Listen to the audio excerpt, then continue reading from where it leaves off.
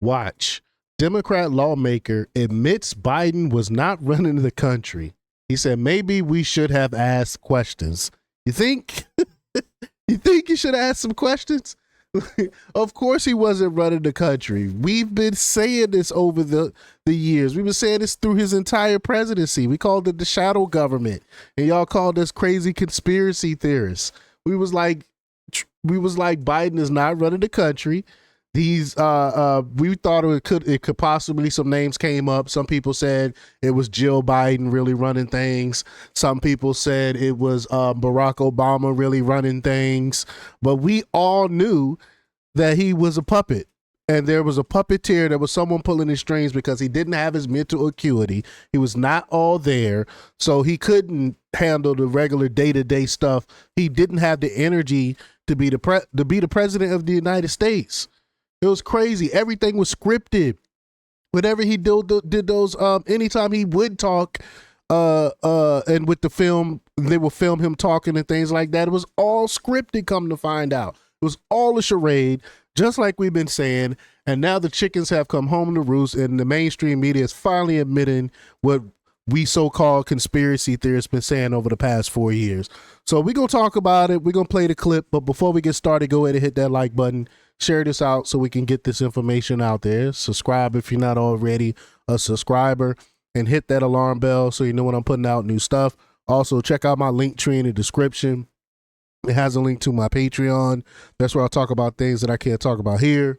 There's also a link to my Instagram and my X account, so follow me there as well. All right, so let's get into this news.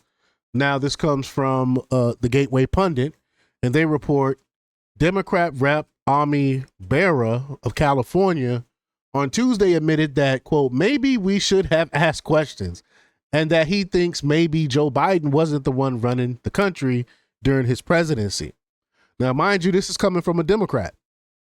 This comes as more and more questions arise surrounding who was really running the country, especially when the Biden auto pen scandal, with the Biden auto pen scandal, which revealed that many official actions during the sham Biden presidency were fraudulently signed with an automated signature. I wish I could remember the bill, but one bill he signed when he was questioned about it, he didn't even know that he knew that he signed it.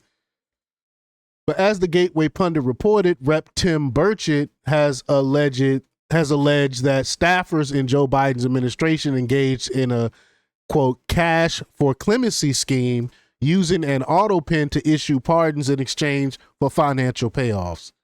Didn't what's that the ex-governor of Chicago, start with a B. I can't remember his name. Y'all remind me what his name was in the chat.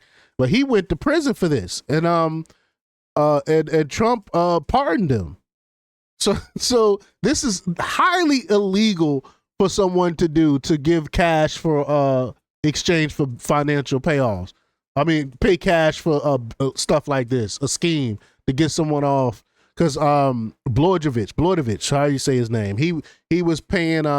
It was a house seat that was going up, and when someone leaves, it was a house or Senate seat, and when something like that happens, the governor chooses someone to replace that person that left or died or what have you, and he sold that seat and went to prison for it.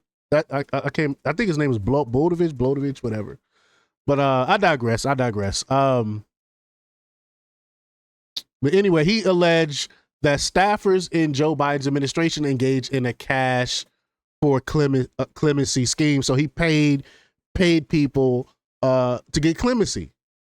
An outgoing acting U.S. attorney for D.C. and now incoming pardon attorney Ed Martin announced earlier this month that the Justice Department is reviewing Joe Biden's last-minute pardons amid the growing auto pen scandal. So somebody gonna be held accountable, because we all about accountability in this administration.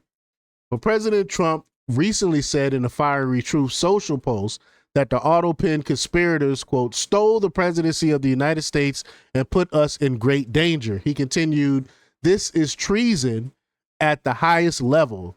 They did it to destroy our country." Wow.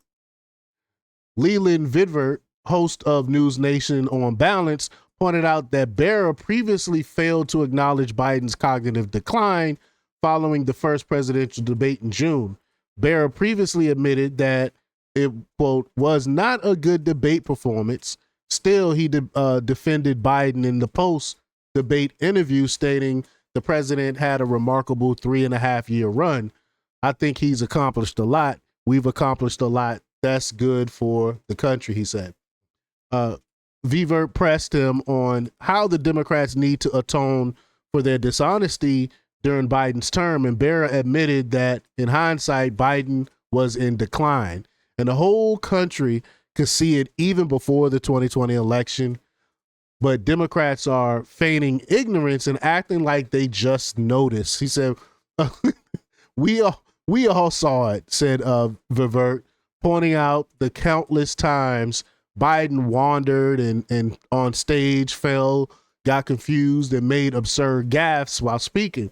This is when Barra finally said the truth. So let's just get to it. Here we go.